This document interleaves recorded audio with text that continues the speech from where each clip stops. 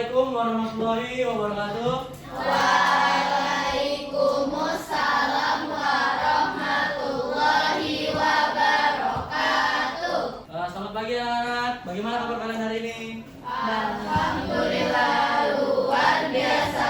Allahu Akbar. Jadi sebelum kita memulai pembelajaran pada pagi hari ini, tolong untuk ketua kelas atau perwakilan ketua kelas silakan baca doanya sebelum kita mulai pembelajaran.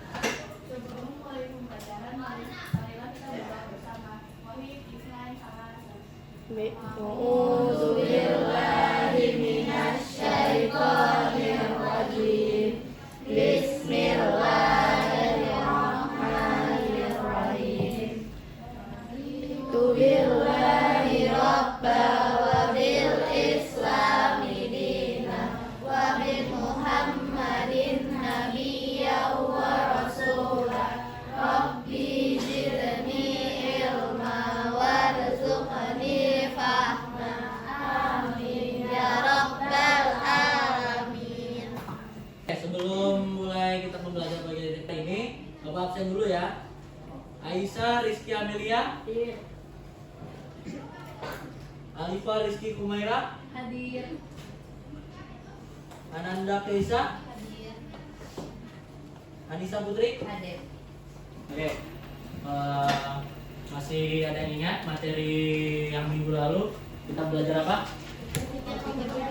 Oke, mungkin ada yang tahu penjelasan sedikit berpikir komputasional itu apa?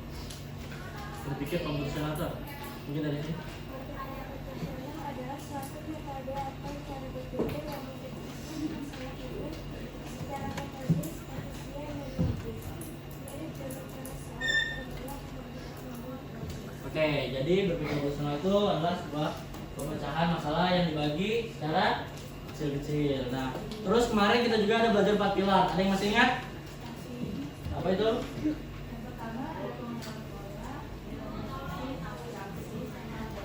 Oke, jadi ada pengenalan pola, abstraksi, algoritma, dan juga apa tadi?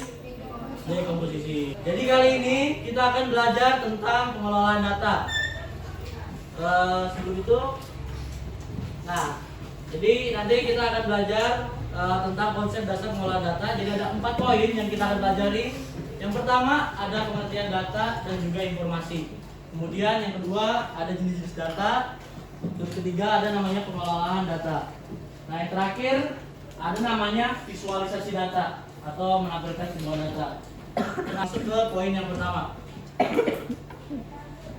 Kita belajar tentang namanya pengertian data dan juga informasi. Nah, apa sih itu data? Ada yang tahu data? Data itu apa? Nah, apa itu data? Data adalah kumpulan fakta mentah, angka, teks, atau simbol yang belum diolah. Data ini berasal dari berbagai sumber seperti hasil survei, laporan keuangan, nilai ujian, atau catatan harian. Oke, betul lah yang dikatain Lydia, tepuk tangan untuk Lydia. Oke, betul yang dikatain Lydia. Jadi data itu adalah sekumpulan fakta, angka, teks, atau simbol yang belum diolah atau data mentah. Jadi seperti kayak nilai ujian, terus laporan hasil survei wawancara, dan lain sebagainya. Nah, kemudian ada data, pasti ada namanya informasi. Nah, informasi ini adalah sebuah hasil dari pengelolaan data yang memiliki arti atau makna yang dapat membantu seseorang dalam membuat keputusan. Jadi, setelah data diolah, muncullah nanti informasi. Jadi kayak nilai ujian itu nanti ada informasi dari nilai ujian kalian, nilainya berapa, 80, 90 kayak gitu. Nah, itu tadi penjelasan dari data dan juga informasi. Nah, sampai sini ada yang mau bertanya nggak dari data dan juga informasi? Ya, silakan. Siapa namanya? Mengapa data perlu diolah menjadi informasi sebelum digunakan pengambilan dalam pengambilan keputusan? Oke, kenapa sih data itu perlu diolah dulu sebelum ngambil keputusan? Nah, data itu semuanya data itu perlu diolah dulu karena kita harus tahu dulu datanya dari data mentah. Nah, ini dari data mentah menjadi angka itu kita harus tahu. Jadi datanya itu harus diolah dulu jadi sebuah informasi. Jadi kita ngambil dulu tuh nilainya dari Landian, terus ke data penarian, dan juga data ini akan divisualisasikan kayak grafik, terus tuh nanti ada tabel, atau namanya diagram batang. Seperti itu tadi ya. Kita akan lanjut ke bagian jenis-jenis data. Nah, di bagian jenis-jenis data ini ada 5. Jadi jenis data itu ada data yang berdasarkan sumbernya, sifatnya, bentuk, waktu, dan juga pengukurannya. Nah, yang pertama kita akan bahas tentang data berdasarkan sumber datanya. Di sini ada 2, yaitu ada yang namanya data primer atau data pokok atau data utamanya. Nah, di mana data primer ini adalah data yang didapatkan langsung dari sumbernya. Contohnya seperti hasil survei wawancara yang diperoleh secara langsung oleh seseorang peneliti tanpa perantaran dari orang lain. Terus yang kedua ada data primer dan juga ada namanya data sekunder. Nah, yang dimana data sekunder ini adalah data yang sudah dikumpulkan oleh orang lain, biasanya sudah dipublikasikan. Misalnya data tentang jumlah penduduk dari situs resmi Badan Pusat Statistik atau BPS. Nah, nanti laporan hasil penelitian yang orang lain itu nanti kalian tuh bisa baca di internet. Yang namanya data kuantitatif, yang dimana data ini berupa data yang berbentuk angka atau jumlah. Nah, data ini lebih mudah untuk dihitung dan juga dianalisis karena berupa angka dan juga jumlahnya. Nah, sampai sini yang di data berdasarkan sifatnya ada yang mau bertanya? Ya. Apa perbedaan utama antara data kualitatif dan data kuantitatif? Oke, tadi kata Putri, apa perbedaan dari data kualitatif dan juga data kuantitatif? Nah, tadi Bapak udah jelasin, data kualitatif itu bukan berupa angka, jadi dia tuh kayak deskripsi sebuah permasalahan, dan juga yang data kuantitatif, sedangkan data kuantitatif itu yang berupa angka, jadi kayak yang tadi nilai ujian, terus tuh laporan keuangan, seperti itu Putri. Nah, sampai sini ada sudah jelas? Oke, kita akan lanjut. Kita akan next ke data berdasarkan bentuknya. Yang pertama ada yang namanya data diskrit, yang dimana data ini adalah berisi bilangan bulat dan tidak bisa dipecah menjadi angka pecahan atau desimal. Misalnya kayak jumlah siswa di kelas kalian tidak bisa memiliki setengah siswa dalam data diskrit. Oke, yang kedua ada yang namanya data kontinu. Jadi data ini bisa memiliki nilai apa saja yang rentang tertentu. Misalnya kayak tinggi badan, dan juga bisa dapat diukur sebagai kayak tinggi kalian 160 atau 50 kayak gitu. Jadi dia bisa diukur. Dan ada bentuknya juga. Ini contohnya seperti ini gambarnya. Nah, kemudian ada data berdasarkan waktu pengumpulannya. Nah, di mana data yang pertama ini ada yang namanya data berkala atau time series. Yang mana data berkala ini adalah data yang dikumpulkan dalam waktu tertentu secara terus-menerus. Misalnya data suhu cuaca setiap hari selama 1 minggu. Jadi di HP kalian itu pasti ada yang namanya cek cuaca gitu. Misal di jam 5 itu pasti ada hujan, terus tuh panas, seperti itu. Pasti di fitur HP kalian ada kan? Oke. Nah, kemudian ada yang namanya data cross seksional, yang dimana data ini yang dikumpulkan pada waktu tertentu saja. Misalnya kayak mengambil data jumlah siswa yang hadir di dalam kelas.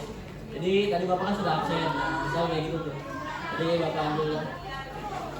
Jadi Bapak tadi ambil datanya. Kemudian Bapak cek absennya satu-satu. Terus selanjutnya ada data berdasarkan pengukurannya. Jadi yang pertama ada yang namanya data nominal, yang dimana data ini adalah data yang hanya menunjukkan kategori nama tanpa urutan atau peringkat. Misalnya data makanan, atau data makanan favorit anak-anak tanpa mengurutkan mana yang paling banyak atau mana paling yang sedikit. Data ordinal adalah, terus yang kedua ada data ordinal, yang dimana data yang menunjukkan urutan atau peringkat. Jadi misal kayak bagi rapot, itu ada peringkat 1, peringkat 2, terus kayak juara, kayak kejuaraan lomba ada yang juara 1, juara 2, dan juara 3. Seperti itu. Kemudian ada yang namanya data interval, yang dimana data ini sama aja kayak data kuantitatif yang dapat diukur sepanjang skala dan memiliki karakteristik jarak antara. Lanjut yang namanya visualisasi data. Apa sih itu visualisasi? Apa itu data? Jadi di mana visualisasi data itu adalah proses yang menampilkan sebuah data yang telah dikumpulkan menjadi sebuah informasi yang dapat dipahami oleh si ada yang mau bertanya tentang visualisasi data? Ya, silakan. Mengapa visualisasi data penting dalam menyampaikan informasi? Nah, kenapa sih visualisasi data penting untuk menampilkan sebuah informasi? Oke, sini Bapak jawab. Kenapa sih visualisasi data penting? Karena agar tampilannya menarik. Gak mungkin dong kita mau menampilkan data cuman ada angka-angkanya. Pasti kita mau lihat dari yang namanya kayak diagram batang. Oh, mau lihat nih nilai-nilainya kayak naik kah atau tinggi kah, terus kayak pakai namanya diagram pie atau kue, kayak kue gitu dia. Jadi kita tahu tuh nilai-nilainya supaya juga tampilannya menarik dan juga dapat dipahamin sama orang lain. Seperti itu dia. Oke. Nah, sampai sini ada yang mau menyimpulkan nggak tentang pembelajaran kita pada pagi hari ini? Ya, silakan Pak Raini. Boleh berdiri. Apa aja yang kita pelajari hari ini? Semuanya tolong didengar ya. Kesimpulannya, data merupakan kumpulan fakta mutlak, angka, teks, atau simbol yang belum diolah. Contohnya seperti hasil survei, laporan keuangan, dan nilai ujian. Beri tepuk tangan untuk Farah. Oke, tadi betul banget ya dikatain Farah ini. Jadi data itu merupakan sebuah fakta mentah yang belum memiliki makna, sedangkan informasi itu adalah sebuah data yang sudah diolah sehingga berguna untuk mengambil keputusan. Jadi data memiliki, nah data itu memiliki beberapa jenis. Yang tadi ada yang namanya dari sumbernya, terus tempatnya, bentuknya, waktunya, dan yang terakhir ada cara pengukuran ukurannya. Mungkin sebelum Bapak tutup, di minggu depan kita akan, jadi di minggu depan kalian persiapkan dan pelajari materi yang sudah Bapak sampaikan yang tadi sudah Bapak sampaikan tentang pengolahan data. Di minggu depan kita akan mengerjakan tugas. Nah, nanti untuk tugasnya ini akan Bapak nilai secara individu. Jadi nanti ada soal yang akan kalian kerjakan secara individu dan juga dikumpulkan di hari itu juga. Oke, sampai sini ada yang sudah paham? Mana suaranya? Oke, sebelum kita menutup pembelajaran pada pagi hari ini, mungkin kita kelas atau keluarga kelas bisa menutupnya dengan doa. Silakan ketua kelas. Setelah belajar, mari kita berdoa bersama. Wahid Ismail Salah. Bismillahirrahmanirrahim. Wal asr. Innal insana lafi khusr. Illal ladzina amanu wa amilus solihati wa tawassaw bil haqqi wa tawassaw bis sabr. Amin ya rabbal alamin. Oke, baik. Mungkin sekian dari Bapak. Dan jangan lupa pelajarin materi yang sudah Bapak sampaikan. Dan cukup sekian. Wassalamualaikum warahmatullahi wabarakatuh. Waalaikumsalam.